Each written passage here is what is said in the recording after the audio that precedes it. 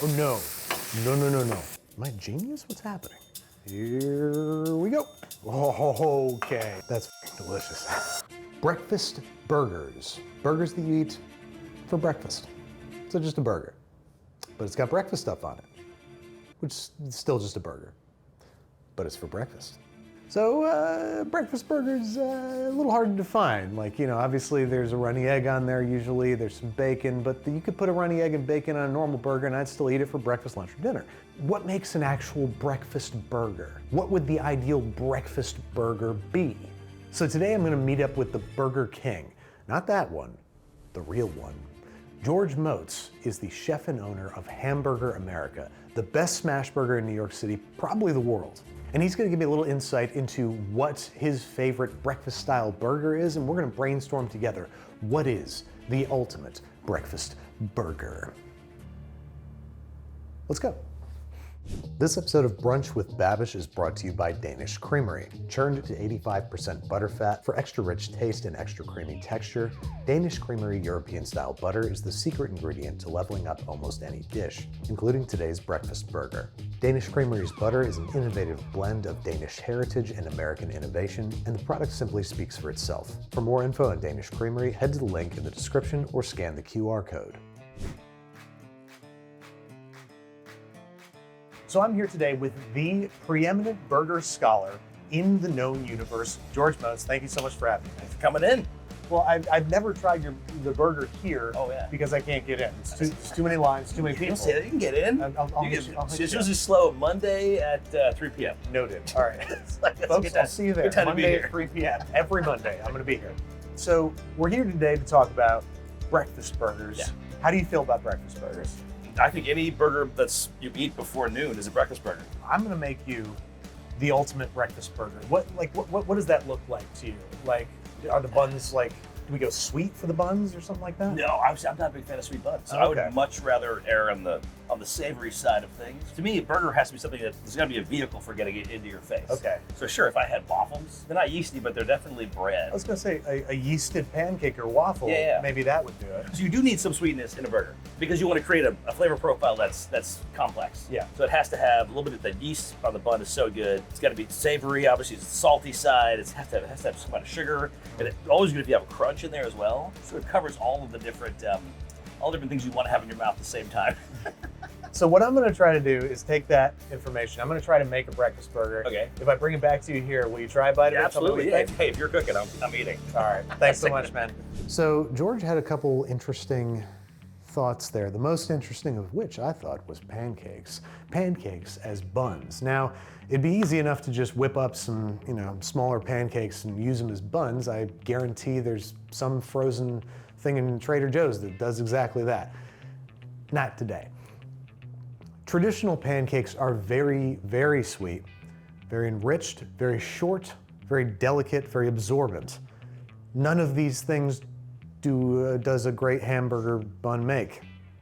I want something that has the spirit of a pancake, but the body of a bun, just like me.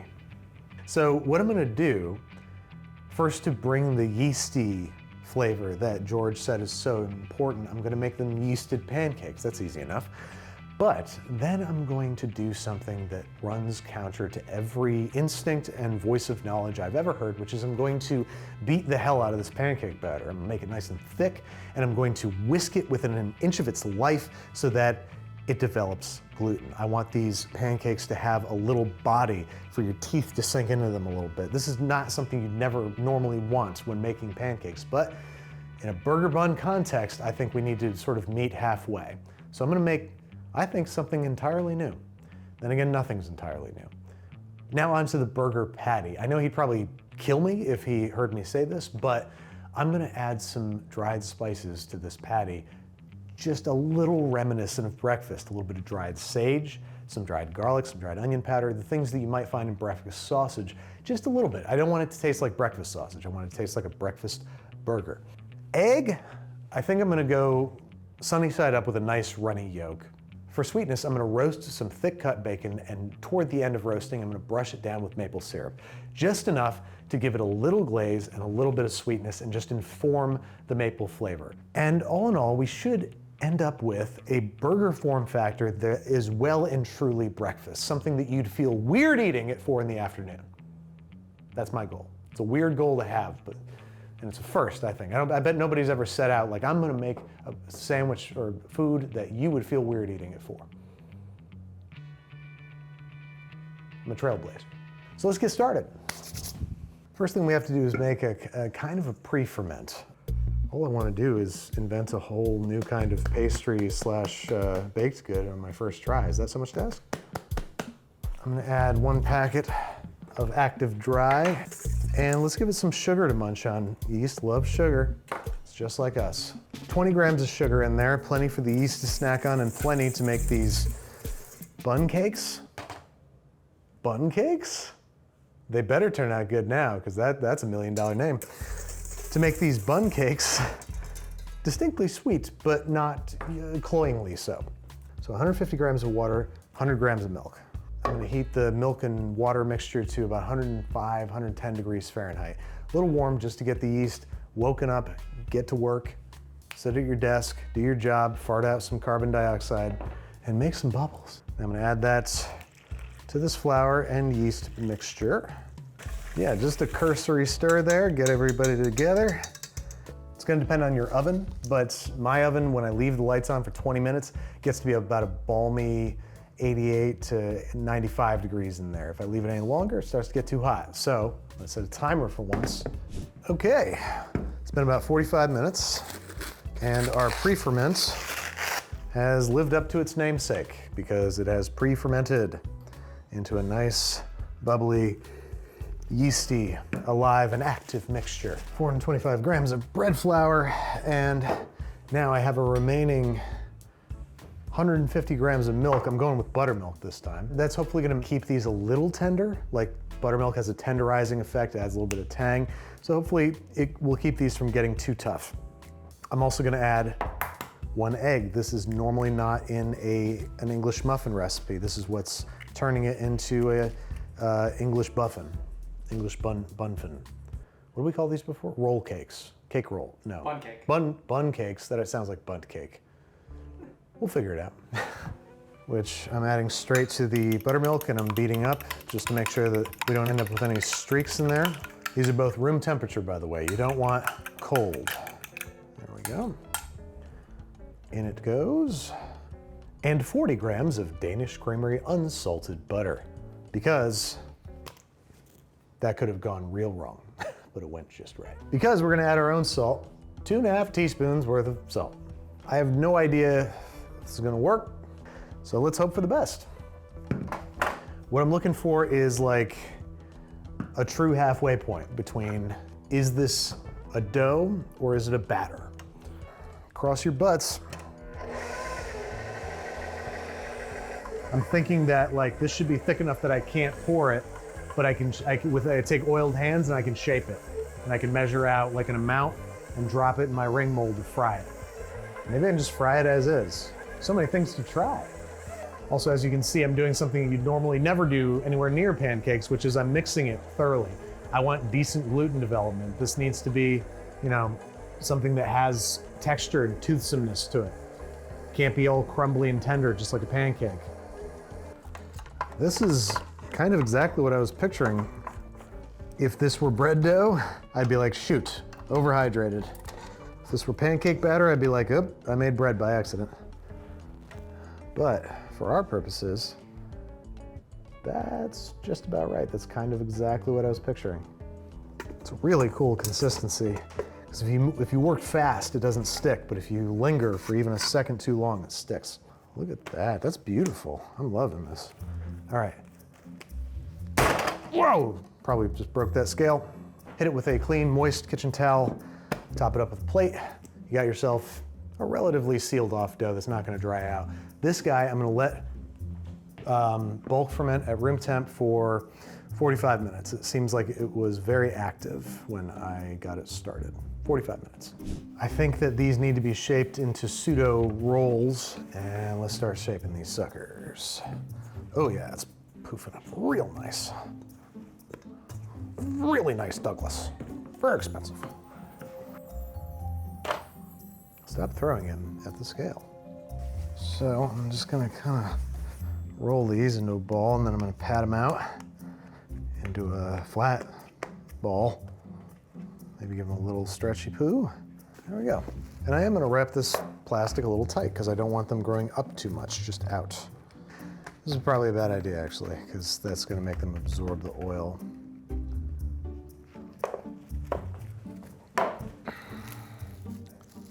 Let's see if I can still do this.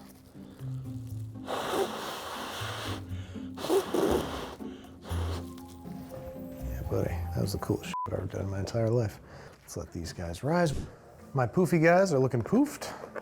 So I'm gonna try frying them in butter. Danish creamery butter. I think that is going to further differentiate them from English muffins. Okay, see what that guy does. Here we go. Oh, okay, uh-oh. That looks fucking good. Oh no, oh no. No, no, no, no. Yeah, that looks good. That looks fucking good, dude. I've never seen anything like that. I don't know. I think we might be onto something here. Butter frying English, even if this is still just an English muffin, like butter frying English muffin, that's what I'm doing from now on. The crust is second to none. All right, we might have something here. We might. We just might. They look like pancakes. I think they look like pancakes. All right, I'm roasting the bacon for two reasons. First off, because it's super thick, and second, because I want to glaze it with a little bit of maple syrup, and it's very easy to burn in a pan. So I'm just gonna roast it until it's almost done, brush it down with maple, throw it back in, let it sort of caramelize, crystallize a little bit.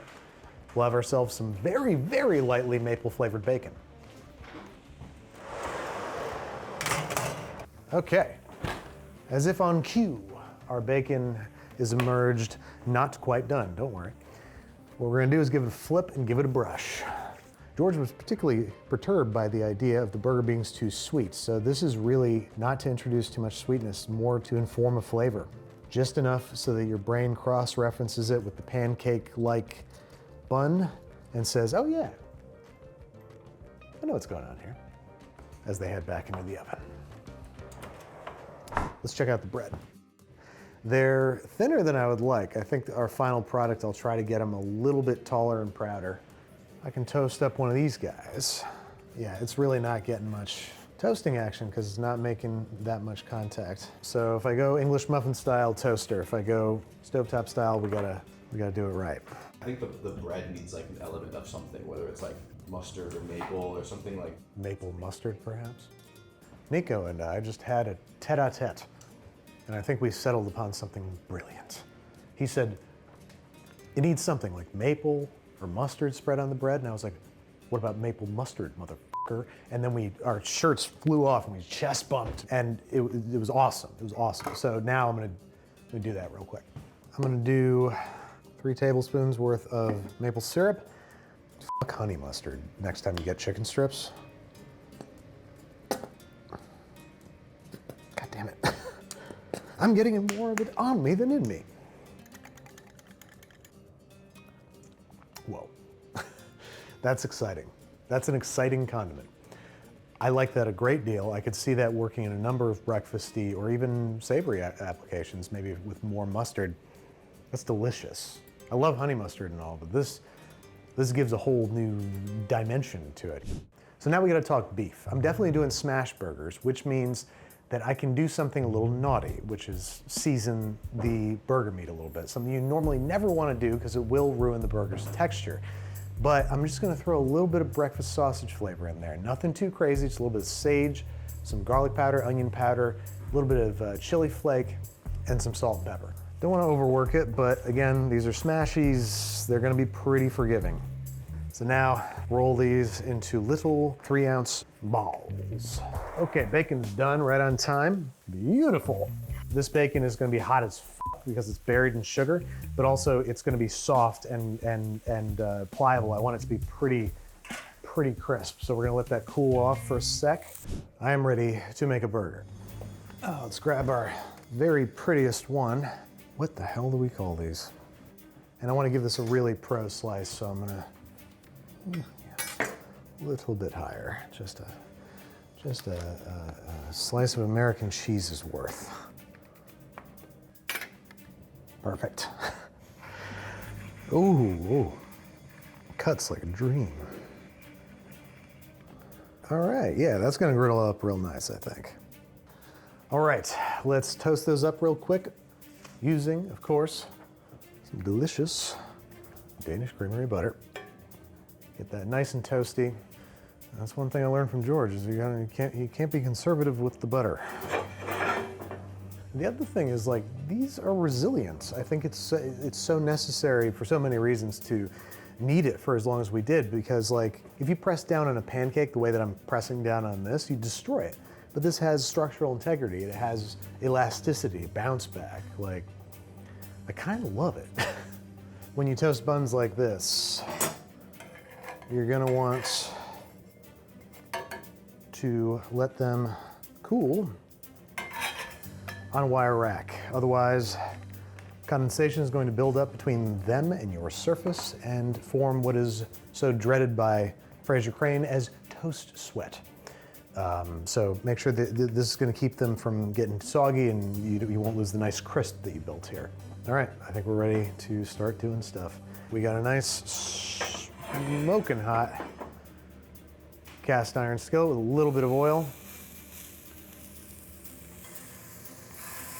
Actually, yeah, let's make sure we got room here. I'm putting them down, letting them get a little bit of crust. It's gonna make them easier to flip. All right, I'm gonna give these a little flip. Inspect their brownness, their beautiful brownness. I'm gonna make sure that they're well spaced apart. Make sure the heat's nice and high.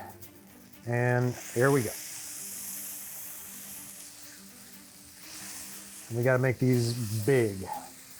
I'm gonna really smear them out. Doesn't even matter if there's holes, it's fine. Especially on a double.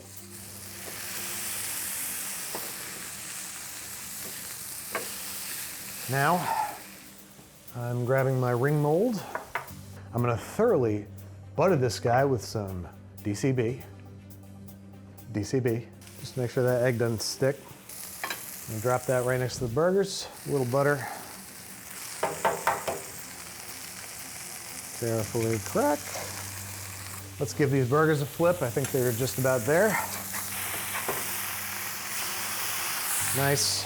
Let's hit them with one slice of cheese. I think two is gonna be too much. And just let things come up to temp here. Let's spread down some of our maple mustard. I think I'm gonna do that on both sides because I really liked it. Just a little, not like special sauce. We don't want it dripping down and melting in with the beef and everything. It's just there to inform a flavor. So, classic stack formation. You're gonna grab one burger, put it on top of the other to really melt the cheese. Just needs to firm up the whites a little bit. In the meantime, we can retrieve the burgers. That was the top. Drop them down. A little too small.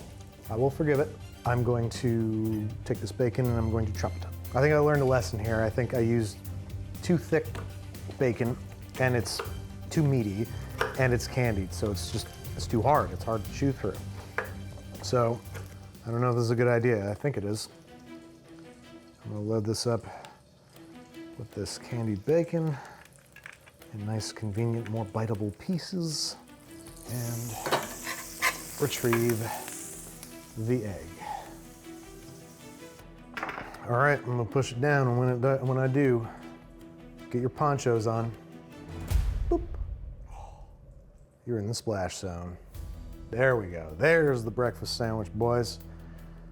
There it is, the pan muff breck burger. I call it the George Moats. Just to piss him off. Let's take a look at that cross section, shall we?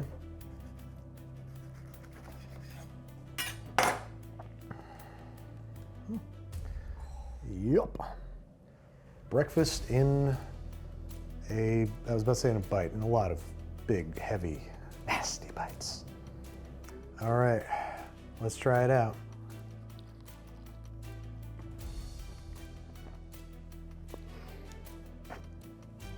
Bing.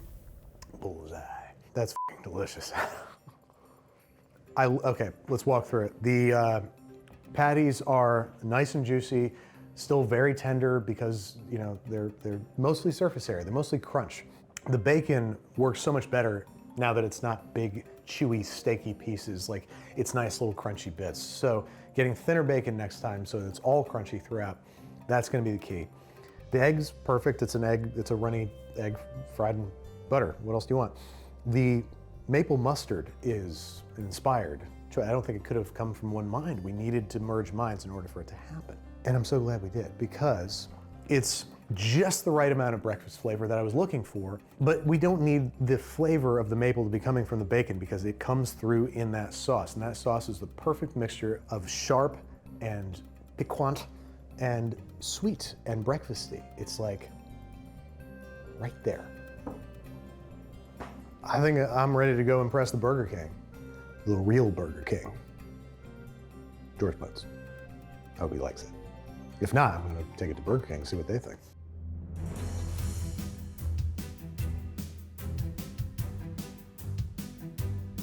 A lot of pressure right now. A lot of people looking at me who do this for a living.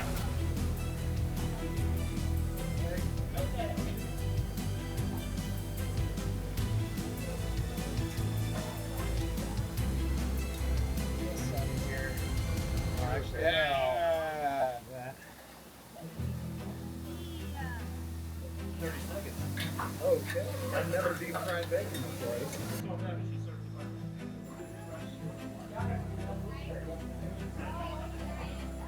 All right, so this is what I present to you as a breakfast-only burger. Ooh, okay. I wanted to make a burger that you'd only have in the morning. Right. Because you said a burger is good any time of day. Anytime which of is day. true. Yeah. This one's only good in the morning. Right. So we have a runny fried egg on Looks top beautiful. of 2 patties that have been lightly spiced with sage and cayenne and smoked paprika. Which is the sausage profile. Some crispy fried bacon. I made a maple mustard mayo. Right. 3 M's. So you've got a little bit of the savory Dijon, you've got the sweetness of the mint. So perfect. And I invented a new kind of bread. I call yeah. it the bun cake because it's halfway between a pancake and a English bread. Wow, Andrew. Bacon first, sage, Well, is it a burger? It's still a burger. still a burger. That is an accomplishment. That's a hamburger. Sure. So it's a breakfast burger. You did it, man. Would you eat this at 5 p.m. sober? Yeah, I would, yeah. Okay, all right. Yeah. I failed. All right. Well, thank you so much for trying it for me. Thank you for letting me cook behind the line. My pleasure, bub. Thanks for sharing it, Mike. Did a good job. Absolutely, you gotta try it. Wanna try it? All right. That's perfectly good. Thanks again to Danish Creamery for partnering with me on this series of leveled up brunch dishes. Danish Creamery butter is where Danish heritage meets American innovation. It's a European style butter that is made in America. The 85% butterfat is your secret weapon in knocking these brunch dishes out of the park. For more info on Danish Creamery and where to buy it, head to the link in the description or scan the QR code.